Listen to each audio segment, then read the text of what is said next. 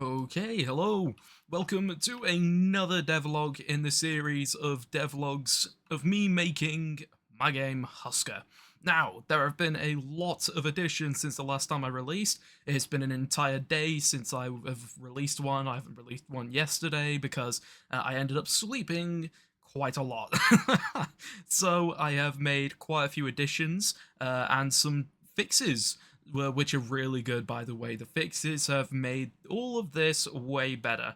Now, let's just first go over the new additions. So, as you can see, we've got some new widgets up. One of them is an ammo counter, and one of them is a. That's not the one. Another one is the HUD. These are mainly just to do with the ammo counter right now. The HUD will be updated over time, but right now, if I quickly go in, I can go over to this. And by the way, another addition, if you just quickly look, I'm stood still, and there is a lot more of a natural feel to how the player moves.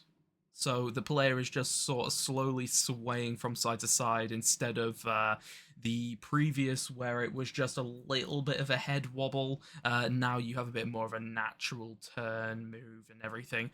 Another addition, and it's not very clear right now, but it's a field of view change. Sorry, a depth of field change. So you'll see a lot more clearly when I pick up the gun. Also, you can notice another thing is the magazine is missing from the gun. If I pick up this gun, actually, you know what, let me quickly get rid of that notification.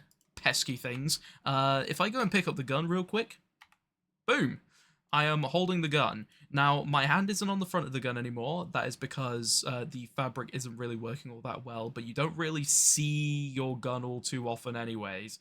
You more see it when you go, boom! And as you can see, something that is a lot closer to my field of view sorry, field of view.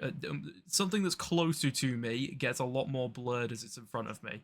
So that's an addition. The gun is also a lot more central to the screen. It's not completely central with how the firing works yet, but it is way closer to the center of the screen.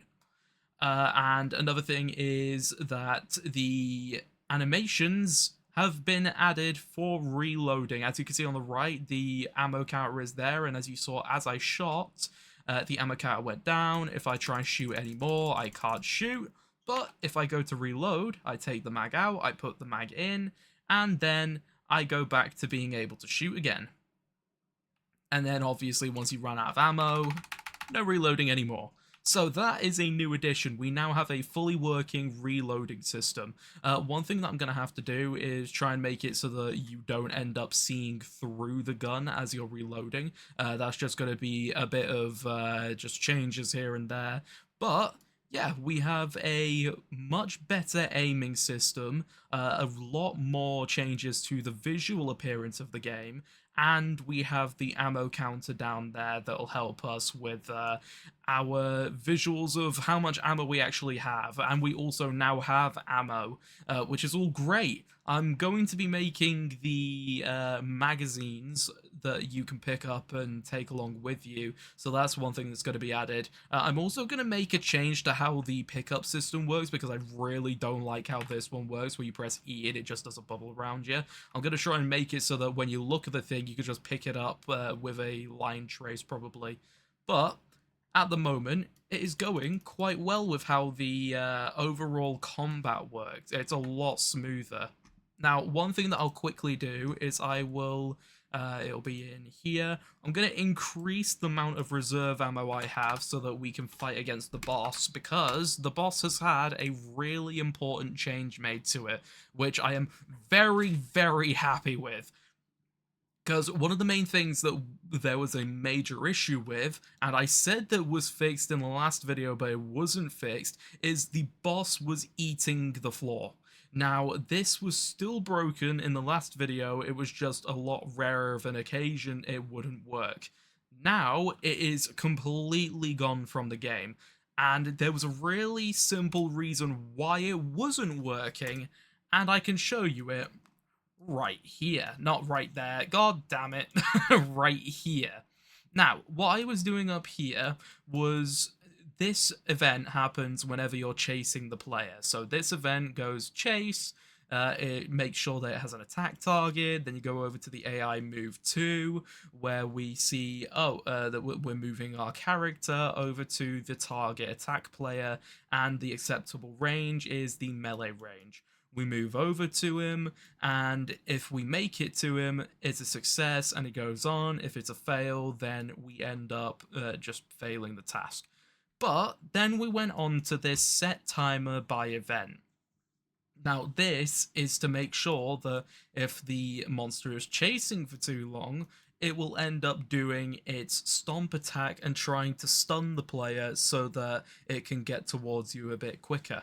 Now, the issue that I had with this is this loops 5 seconds. Well, it doesn't loop, but it goes and then it goes for 5 seconds. It doesn't stop if the enemy is doing other things. So if the enemy is chasing but then goes into its heal phase, it will still continue doing this, and then we'll go and do this, and then we'll go and do this, and then was going and doing these. Now, I'm sure that you would be able to tell what these would do, but if you can't, this one stops the active movement of the character. So whilst it's walking along to its target, it's going to stop, and then it stops all other movement immediately, which is just a backup of this one to make sure that, yeah, it's definitely not moving. So it's stopping the movement and then stopping the movement even more. So every time it went to go and try and eat a body, if this was already going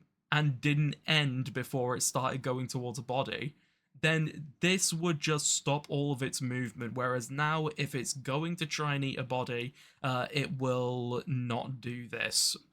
So that is all it took to fix this entire thing. Thank you to one of my mates, Royal, who helped me go through this. I was just reading it all off to him, and then I found this, and it was like a hallelujah moment.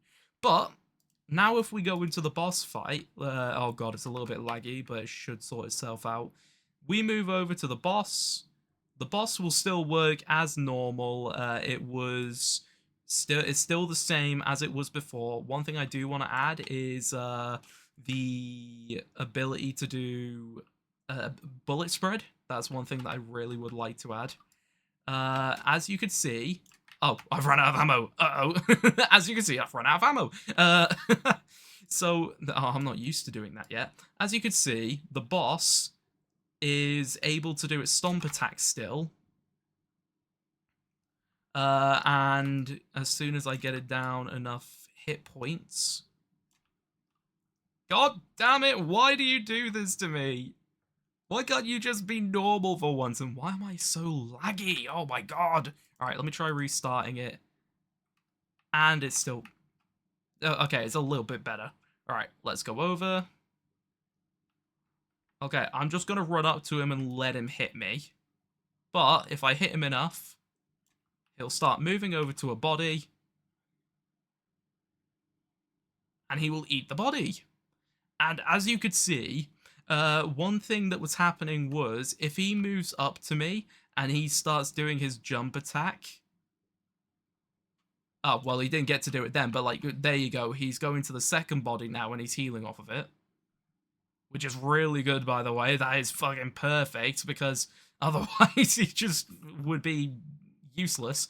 I've stunned him there, so we'll just wait for him to go through that. But I'm going to stand as far away as I can from him and just shoot him from back here. I've also increased the range of how far you can shoot as well. That's another addition. But if he moves up to me, hopefully I reload in time. Okay, I didn't reload in time. I'll let him continue chasing me until he does that again. I'll start shooting him now.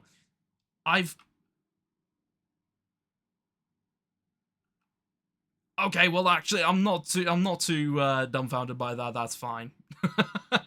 He can still die. He can also still go towards that. I don't think I've made the change yet. Hang on a second. Let me make sure that I've made the change yet to his AI.